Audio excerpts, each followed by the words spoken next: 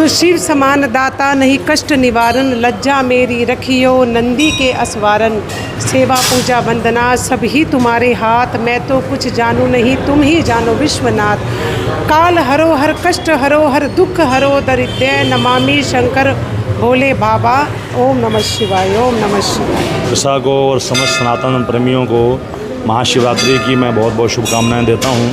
प्राचीन श्री हनुमान मंदिर बेगू रोड पर महाराजा अग्रसेन स्कूल के सामने पिछले 18 वर्षों से अखिल विश्व रोग ग्रह शांति का महामृत्युंजय अनुष्ठान कराया जाता है। इस अनुष्ठान में सब समाज के लोग, 36 बिरादरी के लोग एक साथ बैठ करके भगवान शंकर का पूजन करते हैं। पूजन की सारी सामग्री हम लोगों के द्वारा व्यवस्थित की जाती है।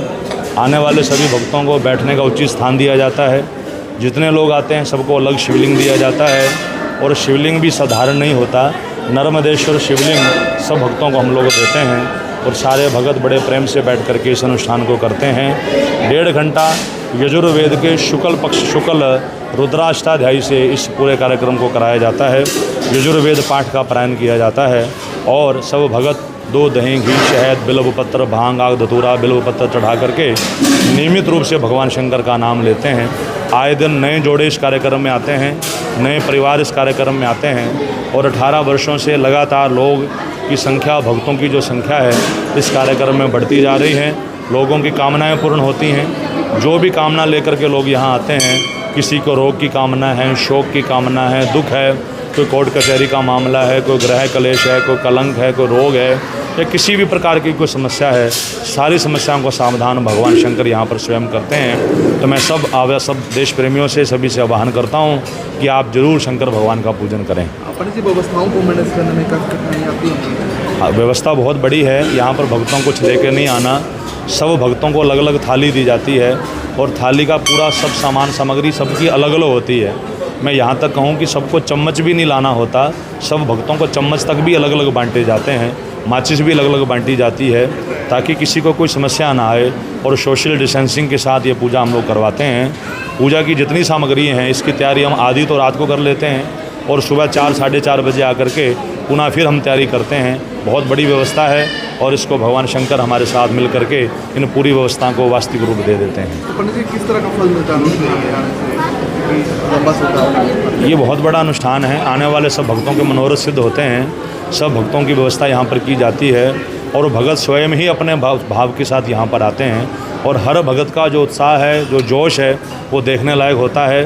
पूरा जो वातावरण है मंदिर का वो शिवमय हो जाता है। चारों तरफ हर हर महादेव के जयकारे लगते हैं। सब यहाँ पर आकर के लोग शिष्टाचार की बातें सीखते हैं, व्यवहार की बातें सीखते हैं। हम राष्ट्र प्रेमी कैसे बने, हम पशु प्रेमी कैसे बने, हम जीव प्रेमी कैसे बने, उन सब बातों का सिद्धांत भी यहाँ पर सिखाया जाता है।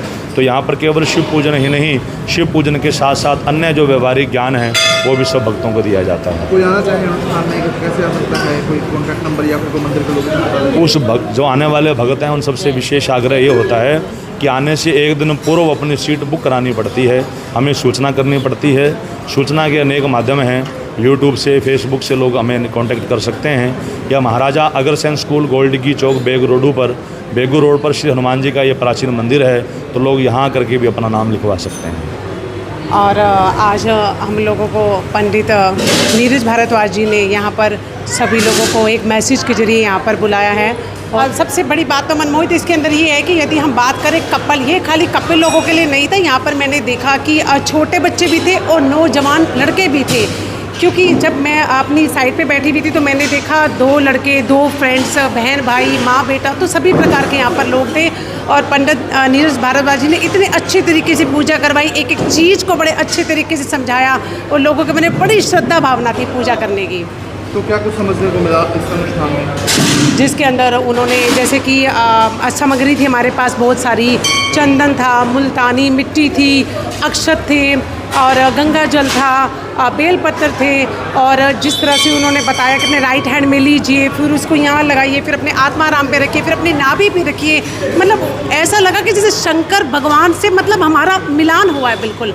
और नकारात्मक चीज़ें जाकर सकारात्मक पॉजिटिव एनर्जी ज़्यादा आई है सब भक्तों के अंदर। ऐसा नहीं हुआ कि जब आपने आंखें बंद की तो भगवान शिव के भी आपको दर्शन मिले? बिल्कुल बिल्कुल, जब हम बैठे शिवरात्रि के पावन शुभ अवसर पर हम बैठे हैं यहाँ पर। तो जब उन्होंने कहा कि आप शंकर भगवान, पार्वती, गणेश जी को याद कीजिए, नहीं आपको याद ध्यान में आ रहा तो अपने माता पिता को याद कीजिए, अपने गुरुओं को याद कीजिए। बिल्कुल आंखें बंद करके ही शंकर भगवान जी जटाएं बिखेर कर नीले वस्त्र में पूरे नीले रंग से लिपटे हुए बिल्कुल शंकर भगवान जी आंखों में दर्शन हुए हैं। और अपने हाथ से पंचामृत तैयार करके कैसा लगा?